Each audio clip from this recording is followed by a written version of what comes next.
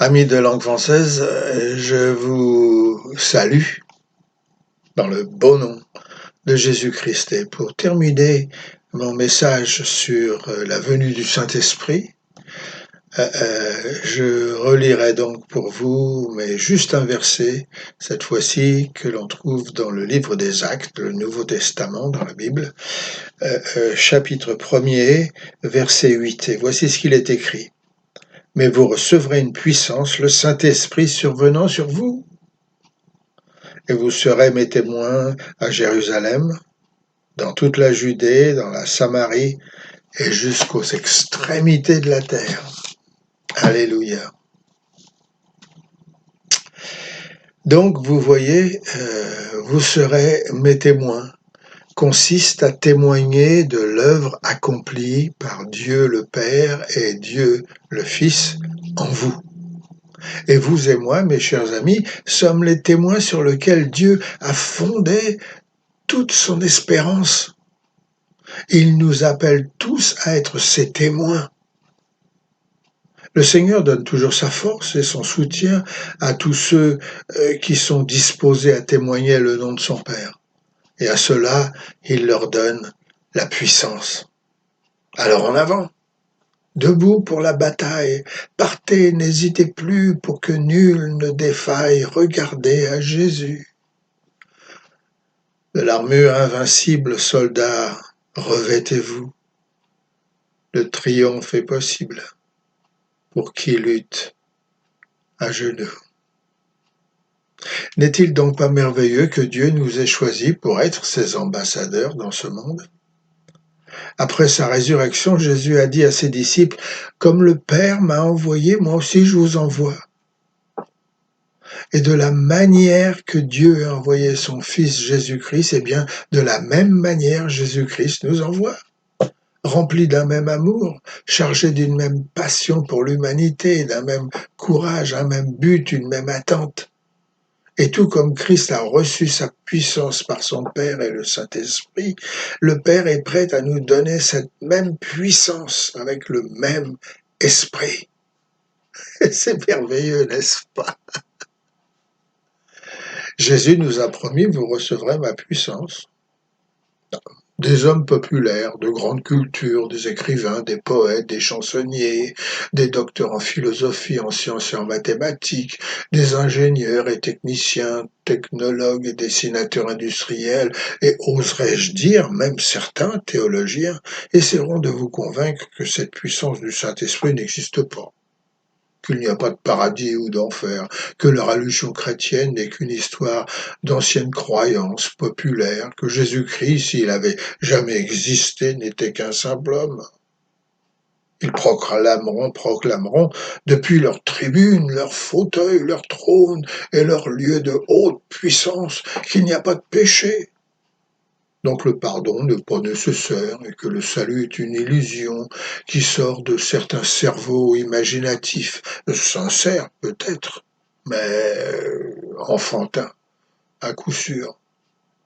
Et vous, mes amis, vous guidés par la puissance du Saint-Esprit, vous dans votre maison, à l'école, au travail, à l'université, dans votre village, dans la ville où vous faites vos courses, vous devant 500 000 yeux, vous fixant d'un regard inquisiteur, 250 000 paires d'oreilles prêts à vous écouter, entourés de 2,5 millions de doigts prêts à entrer en action. Oui, vous, mes amis, vous les chrétiens, tremblants de peur, vos dents grinçant d'une crainte alarmante, vos visages transpirant d'inquiétude, vous devrez témoigner de la façon dont Dieu, par le sacrifice de Jésus-Christ sur la croix, a transformé votre vie.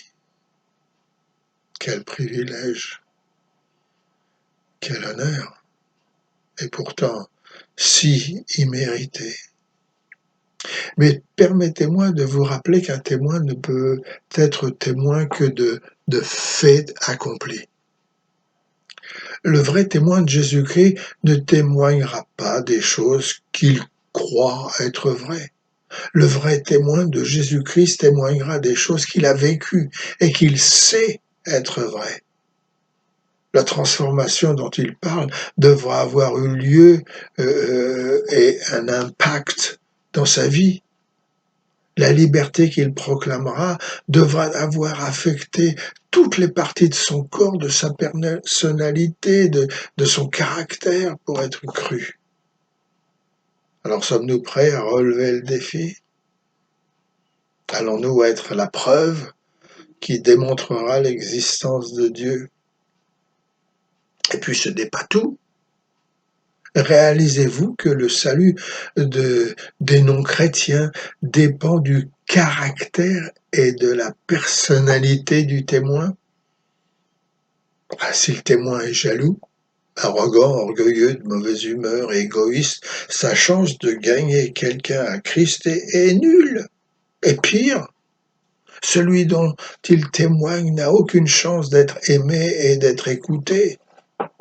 Donner une mauvaise image d'un homme ou d'une femme est horrible, mais déformer complètement la réalité de ce que Dieu est au travers de la façon dont nous vivons notre vie est catastrophique.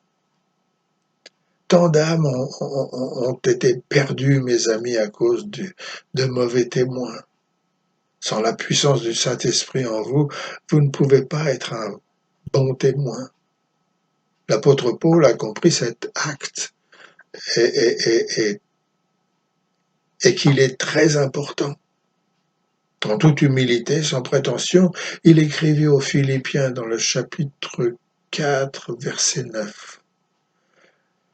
Tout ce que vous avez appris, reçu et entendu de moi ou vu en moi, mettez-le en pratique et le Dieu de paix sera avec vous. Paul devait avoir un sacré culot pour écrire cela. Mais il le pouvait parce qu'il avait reçu la puissance. C'est là la raison pour laquelle Jésus-Christ veut nous revêtir de la puissance de l'Esprit Saint, parce que non seulement nous devons être de vrais témoins, mais nous devons être de bons témoins. Il y a une autre qualité que nous devons trouver dans la vie d'un témoin de Jésus-Christ, c'est la prière. La prière joue un rôle très important dans la vie des témoins de Jésus-Christ.